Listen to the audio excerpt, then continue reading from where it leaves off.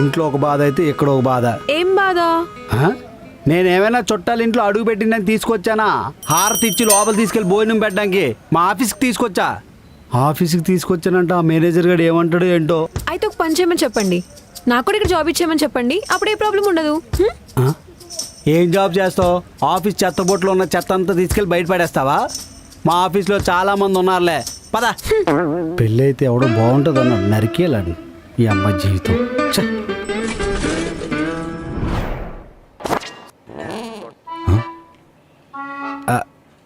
మా ఆవిడ sir. Super, రామ్మా కూర్చో. ఓ తెగ భయపడిపోయారు. చుట్టాలింట్లో కూడా ఇలాగే రిసీవ్ చేసుకుంటారు, ఆఫీస్ కదా, హారతి లేదు అంతే. ఏంటమ్మా? ఏం లేదు సార్, మీ సార్ చూడడానికి చాలా మంచి వారిలా ఉన్నారు అని అంటుంది. అవునవును, పెళ్ళికి పిలవలేదు కాబట్టి మీ ఆవిడని అందరికీ పరిచయం చేద్దామని తీసుకొచ్చావా? లేదు సార్, రోజు నాతో ఆఫీస్కి వచ్చి నా పక్కనే కూర్చుంటుంది, అది మీకు చెప్పడానికి వచ్చా. నీతో పాటు మీ ఆవిడ రోజు ఆఫీస్కి వచ్చి నీ పక్కన కూర్చుంటుందా? కూర్చుని ఏం చేస్తుంది? కోడింగ్ రాస్తాను కదా సార్, అది చూస్తూ ఉంటుంది. అదేదో ఇంట్లో కూర్చొని టీవీ చూసుకోవచ్చు కదా. ఓ, ఇంట్లో టీవీ లేదా? ఏం పర్లేదయ్యా, మన ఆఫీస్ మెంబర్స్ అందరం కలిసి నీకు టీవీ గిఫ్ట్గా ఇస్తాం. టీవీ ప్రాబ్లం కాదు సార్, ఇంట్లో ఉండడమే ప్రాబ్లం. ఇంట్లో ఉండటం ప్రాబ్లమా? ఇందు కొంచెం బయట ఉండవా?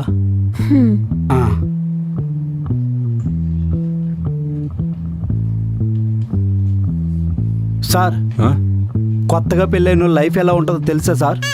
నాకెలా తెలుస్తుంది, నాకు పెళ్ళి అవ్వలేదుగా. అయితే నేను చెప్తా వినండి. కొత్తగా పెళ్ళైన జంట కొత్తలో ఒకరి మీద ఒకరు మోజు ఎక్కువగా ఉంటుంది. పెళ్ళాన్ని విడిచి మొగుడు ఉండలేడు, మొగుడు విడిచి పెళ్ళం ఉండలేదు. నాలాంటి మొగుడు ఆఫీస్కి వచ్చాక ఏదో పనిలో పడి పెళ్ళాన్ని మర్చిపోతాడేమో కానీ పెళ్ళం మాత్రం మొగుడిని మర్చిపో సార్. అరగంటకు ఒకసారి ఫోన్ చేసి, బంగారం ఏం చేస్తున్నావు, తిన్నావా, నేను గుర్తుకు రావట్లేదా అని గుర్తు చేస్తూ ఉంటుంది సార్. ఒక రోజులో 10 సార్లు ఫోన్ చేసినా ఒక్కొక్క దానికి 20 నిమిషాలు చొప్పున దాదాపు 3.5 గంటలు సార్. ఒక రోజులో 3.5 గంటలు పోతా సార్. ఇలా అయితే ఒక ప్రాజెక్టు ఒక రోజులో చేయవలసింది 3 రోజులు పడుతుంది. వారం రోజుల్లో చేయవలసిన ప్రాజెక్టు 4 రోజులు పడుతుంది. సంవత్సరంలో 5 ప్రాజెక్టులు కంప్లీట్ చేయవలసిన ఒకే ఒక్క ప్రాజెక్ట్ కంప్లీట్ అవుతుంది. దాంతో కంపెనీకి 10 కోట్లు నష్టం సార్. ఏంటి, మీ ఆవిడ ఇంట్లో కూర్చోవటం వల్ల కంపెనీకి 10 కోట్లు నష్టమా? వద్దులే గాని మీ ఆవిడ నీ పక్కనే కూర్చోబెట్టుకో, కావాలంటే కొత్త చీర కొనిస్తాం మీ ఆవిడకి, ఓకేనా? Thank you sir. 10 కోట్లు నష్టమా? ఇందు, ఇదే మా కంపెనీ. దా ఇక్కడ కూర్చో, దా.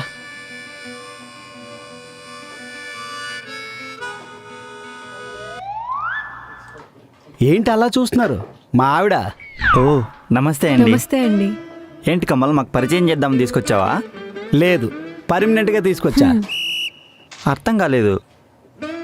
నాతో పాటు డైలీ ఆఫీస్కి వచ్చి నా పక్కనే కూర్చుంటుంది. ఇంకెక్కువ ఆలోచించుకో, పని చేసుకో. అందరికీ ఆన్సర్ చెప్పలేను, పని చేసుకో. నువ్వు ఇటు తిరుగు.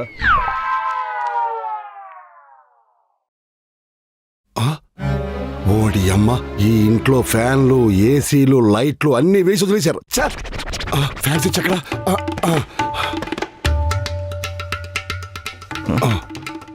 మాయగారా ఫ్యాన్ ఆప్సిరెట్ మాయ గారు. నువ్వు ఫ్యాన్ కింద లేవు కదా, అందుకే ఫ్యాన్ ఆఫీసా. ఫ్యాన్ నా కోసం కాదు, దానికోసం. ఫ్యాన్ కింద కడ్రాయి రారాసేవా? బయట మంచు లేదు, వర్షం లేదు, ఎండ దాకా దాకా దాకా దాకా మెరిసిపోతుంది.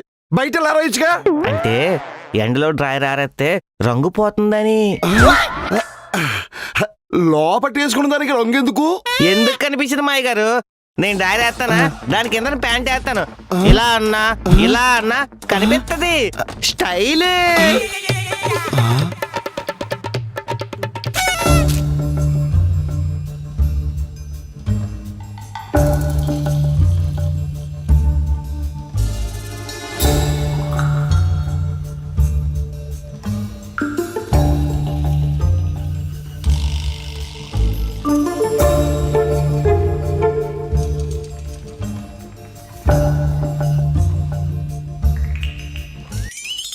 గమ్మత్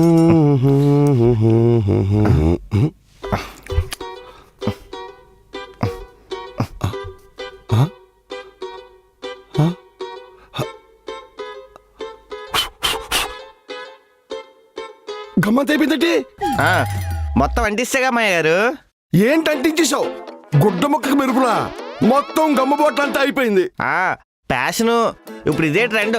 అందరూ ఇలాగే మెరుపులు అంటించుకుని బట్టలు వేసుకుంటున్నారు అనమాట. అయితే 5 సంవత్సరాలు రావాల్సిన గమ్మబోటల్ని 5 నిమిషాలు అవగొట్టేశావు. ఇదిగో ఆ మిగిలిపోయిన అన్నం మెతుకులు అంటించుకుంటే సరిపోయేది కదా. అయ్యో మామయ్య, అన్నం మెతుకులతో ఎలాగ అంటించుకుంటాం? It's too funny you know.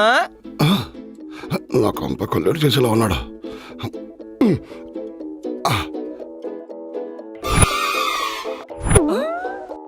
అమ్మా ఎలాగుందే? సూపర్. మా నాన్న కాల్ చేస్తున్నాడు ఏంటి? ఒరేయ్, నానా, ఇక్కడ మీ బామ్మర్ది ఏం చేస్తాడో తెలుసా? వీడేదో చేసాడు. 5 సంవత్సరాలకు వాడవలసిన గంబోట్లు వాడేసి ఇక్కడ చిరిగిపోయిన చొక్కాలకి మెరుపులు అంటించుకుంటున్నాడు రా. నాన్న, గమ్మే కదా, వదిలే, మళ్ళీ కొనుక్కుందాం. ఏంటి వదిలేయాలా? వదిలేస్తే లెక్కల్లో ఎంత బొక్క పడుతుందో తెలుసా?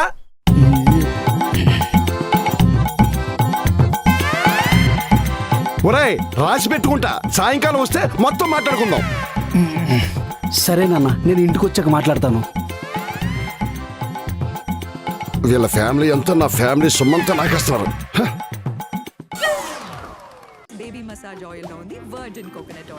అన్నయ్య గారు, స్నాక్స్ అయిపోయాయి, ఇంకేమైనా ఉన్నాయా? తినిస్తే అయిపోయింది మరి. ఓ, పాప్కార్న్ ఏమైనా ఉందా? కారం డబ్బా తప్ప ఇంకేమీ లేవు. మొత్తం మీరు మీ కొడుకు తినేశారు. అవునా? అయితే అల్లుడి గారికి ఫోన్ చేసి ఈవినింగ్ ఆఫీస్ నుండి వచ్చేటప్పుడు సూపర్ మార్కెట్కి వెళ్ళి ఏమైనా తెమ్మని చెప్పాలి. అదేంటి నాకు చెప్పకుండా వాడికి ఫోన్ చేసి? ఏంటండి? ఏమీ లేదు, నేను వాడితోనే మాట్లాడతాను. హ్మ్. ఏం పెంట పెట్టాడో ఏంటో. ఒరేయ్, నువ్వేమో వాళ్ళు మన ఇంట్లో ఉంటే మనకి లాభం అన్నావు. వాళ్ళు మనకి నష్టం చేసే సంగతి పక్కన పెట్టు. ఏకంగా అడుక్కునే వాళ్ళు చేసేసేలా ఉన్నారా? ఆ బొంబాయి గాడేమో సంవత్సరాలు రావాల్సిన వస్తువుల్ని 5 నిమిషాల్లో అవగొట్టేస్తున్నాడు రా. ఇక ఈవిడి గారేమో 4 రోజులు రావాల్సిన ఫుడ్ ని ఒక్క పోట్లో మింగేస్తున్నారు రా. నాన్న ఏవండి, చెప్పేది మా అమ్మ ఫోన్ చేసింది. ఎందుకు? ఇంట్లో స్నాక్స్ అయిపోయాయంట. సాయంత్రం వచ్చేటప్పుడు నెలకి సరిపడా తీసుకురమ్మంది. ఈ పూటకి ఏదో అడ్జస్ట్ అవుతుందంట.